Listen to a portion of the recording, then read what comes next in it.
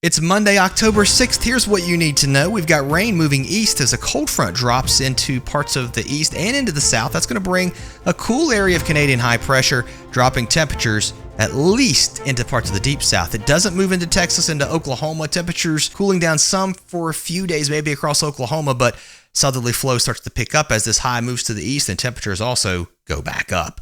We've got some tropical moisture across the southwest, an upper low off the west coast, and we're watching this piece of energy dive out of Alaska. That's going to come together as we head into the late part of the week, really into the weekend, into early next week. The European trying to hint at these three coming together, and I'm telling you, watch this region heading into the weekend, into early next week for something to come together. That could bring some heavy snow into the Canadian Rockies. We're still pretty far out on that. That's something that I'm going to be watching over the coming days. For today, we've got showers working east. Some of that rain could be heavy across parts of West Kentucky, West Tennessee, Southern Indiana, Illinois. More heavy rain too as we head into the evening and into the overnight with thunderstorms along our front here across northern Illinois into Michigan and into parts of Ontario. That all starts to move to the east. So by the time you get up Tuesday morning, it's raining from Cincinnati down into Bowling Green, Kentucky to Memphis, and into parts of Mississippi. It's a little bit drier the further south you go, but a decent slug of moisture pushing through the Appalachians, also into the northeast. We're looking at New York, up into Maine, Vermont, New Hampshire. Some much needed rain moving into this region heading into Tuesday night into early Wednesday morning. It's not going to last very long. It's not a long soaking rain for days because by the time we get into Wednesday afternoon and Wednesday evening, that front is starting to push offshore. We're drying out. Showers pushing to the south. You can clearly see where our front is with everything cooling off behind it. Here's a look at your temperatures as we move through the day today. Above, or I should say ahead of our front, we'll be warm up into the 80s again. Highs way above average, even up into Michigan, into southern Ontario. We will start to cool off, though. It's going to take a little while. Another warm one into the northeast, too, and into the southeast as we head into Tuesday. Highs in the 70s and 80s. Here comes your cooler weather into Maine, into Vermont, New Hampshire, New York. Highs as we head into Wednesday, back into the 40s in the mountains, I think 50s otherwise.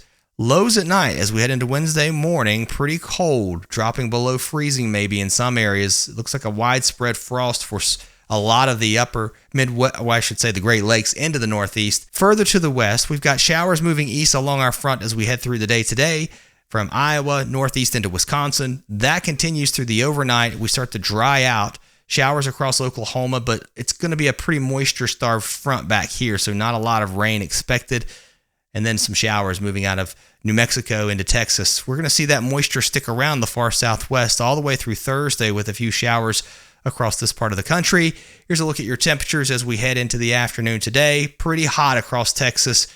Well into the 80s, close to 90 up to Oklahoma too. Missouri, another hot day. Temperatures on the way down across Missouri, even into Oklahoma. We'll start to feel that cool air trying to push to the south. Highs get pushed back into the 70s, but it doesn't stay cool here for very long. We're going to warm back up as we head into Thursday into the 80s as our flow starts to become more southerly again as high pressure moves to the east.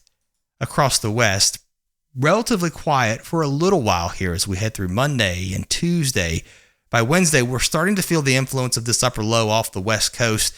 Showers moving ashore. It looks like it's going to wait until at least Thursday before we start to feel that influence, and then showers across the far southwest as that tropical moisture lifts north. Rain moving into Northern California, Oregon, and Washington as we head into Friday and Saturday. And again, watch these three pieces of energy, where they come together, how this happens across the Northern Rockies. This could be one heck of a snow event as we head into the weekend, into the first part of next week. The question is, does it get going strong enough to put a big snow down here into Alberta, Saskatchewan, and Manitoba, maybe even eastern Montana into North Dakota? Something worth watching over the coming days for sure. A cold start today, especially into the mountains where we've seen some snow. Temperatures well below freezing. Highs today in the mountains in the 30s and 40s. Valleys getting up into the 50s. Southwest into the deserts, close to 90 for a high today. Not exactly summer-like here, but still pretty warm. There is some snow falling across parts of Alaska. It's relatively warm, though, up here across Canada right now. I think it stays warm for the upcoming weeks. Things are changing, though, especially over into Siberia. We've got more snow on the ground there right now than we've seen in the last 2 years at least. If you've missed the winter weather update, it's right here on the screen. We're going to talk about that, what that could mean for winter. I'll see you over there.